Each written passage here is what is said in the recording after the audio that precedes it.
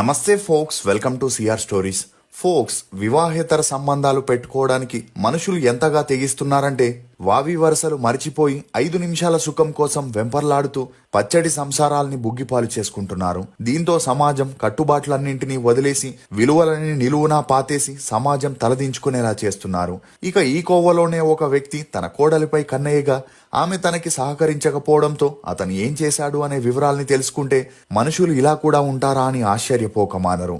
మావా జస్ట్ 99,000 పెట్టి నెలకు 1,20,000 వరకైతే సంపాదించుకోవచ్చు. ఎట్లనో చెప్తా చూడురు ఒకసారి. రీసెంట్ గా మన సౌత్ ఇండియాలో చక్కర్లు కొడుతున్న బేబర్ కేఫే వాళ్ళు ఇప్పుడు మన జగిత్యాలలో కూడా బ్రాంచ్ ఓపెన్ చేశారు. వీళ్ళ దగ్గర స్పెషల్ వచ్చేసి తందూరి చాయ్. దీని మేకింగ్ ప్రాసెస్ వచ్చేసి చాలా అంటే చాలా నేచురల్ గా ఉంటుంది.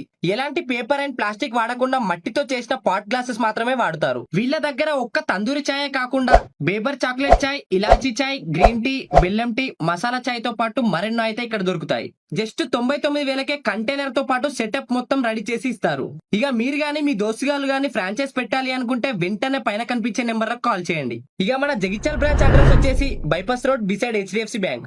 వివరాల్లోకి వెళితే ఆంధ్రప్రదేశ్ లోని తిరుపతిలో నారాయణ, భాగ్య దంపతులు లేబర్ పనికి వెళుతూ తమకున్న 3 కొడుకుల్ని పోషించేవారు. అలా కష్టపడగా వచ్చిన డబ్బులు తినడానికి కూడా సరిపోకపోవడంతో నారాయణకి దుబాయ్లో లేబర్ గా పనిచేసే అవకాశం రావడంతో తన భార్య పిల్లల్ని ఊర్లోనే వదిలేసి దుబాయ్కి వెళ్లాడు. అలా 10 ఏళ్లు బాగా కష్టపడి ఊర్లో ఒక ఇల్లుని కట్టుకొని 2 ఎకరాల పొలాన్ని తీసుకొని సెటిల్ అవ్వగా నారాయణ దుబాయ్లో జాబ్ ని మానేసి ఊరికి వచ్చేశాడు. అలా ఊరికి వచ్చాక భార్య పిల్లలతో హ్యాపీగా లైఫ్ ని గడుపుతూ ఎంజాయ్ చేస్తుండేవాడు. ఇక అలా పెద్ద కొడుకు మనోజ్ కూడా డిగ్రీ పూర్తి చేసి ఒక ప్రైవేట్ కంపెనీలో జాబ్ లో జాయిన్ అవ్వడంతో రోజు సిటీ నుండి ఊరికి బస్సులో ట్రావెల్ చేస్తుండేవాడు. అలా నారాయణ మనోజ్కి పెళ్లి చేయాలనుకుంటున్నప్పుడే నారాయణ భార్య భాగ్య ఆరోగ్యం క్షీణించి ఒక స్టేజిలో హెల్త్ చాలా సీరియస్ అవ్వడంతో తనని హాస్పిటల్లో చేర్పించిన ఎలాంటి ప్రయోజనం లేక తను మరణించగా నారాయణకి ఆకాశం తలపై వచ్చి పడినట్లయింది. ఇక అలా అన్ని విధాలుగా తనని బాగా చూసుకునే భార్య ఉన్నట్టుండి వదిలి వెళ్లిపోవడంతో నారాయణ మానసికంగా కురింగిపోయి తాగుడికి బానిసయ్యాడు.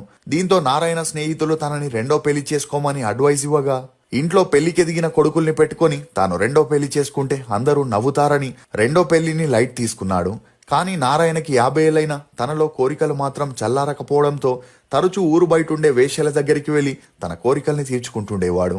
ఇదిలా ఉంటే ఒక పెళ్లిలో నారాయణ పెళ్లిళ్ల బ్రోకర్ని కలిసి తన పెద్ద కొడుకు మనోజ్కి ఒక మంచి సంబంధం చూడమని చెప్పగా కొద్ది రోజులకే అతను చిత్తూరుకి చెందిన శిరీష అనే అమ్మాయి సంబంధం వచ్చిందని, ఆ అమ్మాయి 10వ తరగతి వరకు